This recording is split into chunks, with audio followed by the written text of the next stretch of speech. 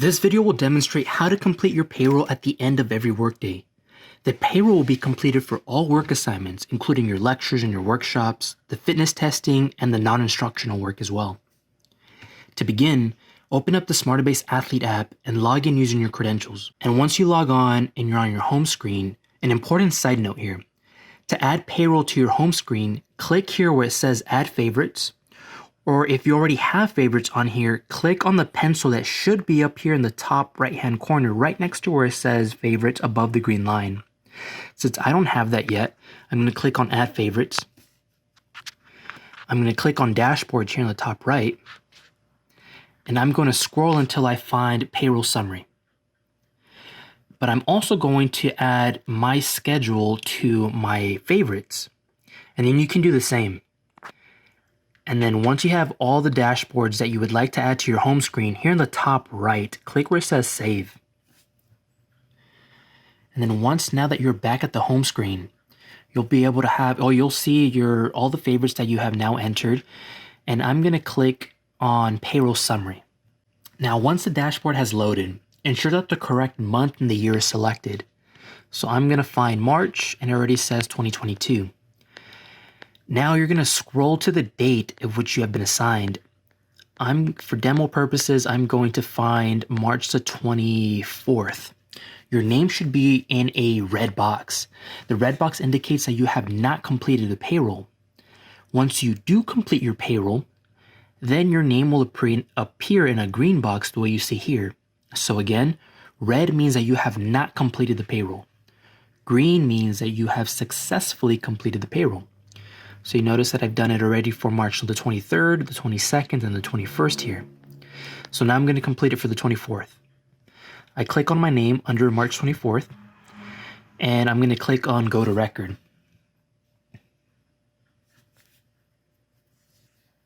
All the information that you used to complete on the paper copy of your payroll will now automatically appear here on the digital format.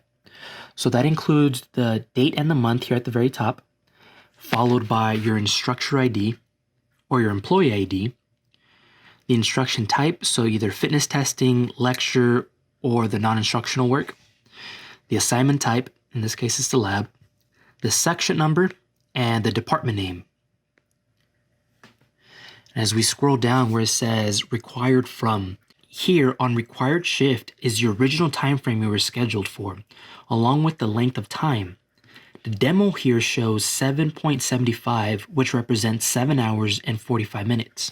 The time frames are coded to function in quarters, so 25, 50, and 75 is equivalent to 15, 30, and 45-minute intervals.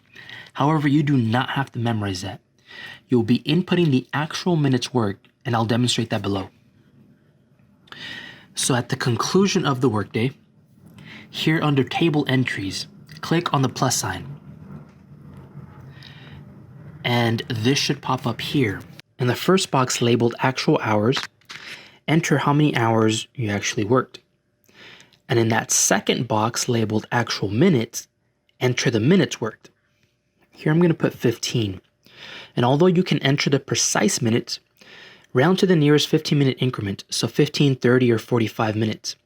The app's code will then calculate it and put it into the appropriate format so that you can see it here where it says total time worked, shown here.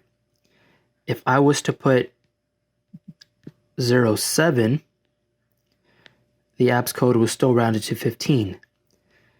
If I was to put 22, the app's code will round it to 30 minutes.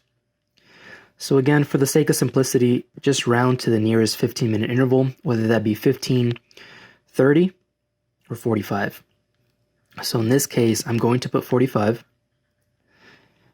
Notice how the app rounded minutes worked to the 45. And then here where it says total time worked, it shows a 7.75. Again, because the app is going to be calculating it based on these quarter-based systems. So once you complete your actual hours worked and the actual minutes worked, then here where it says tap to sign, open that up. Sign using your finger and then scroll to the very bottom. Notice here it says, can this form be submitted for payroll? And it's going to show yes.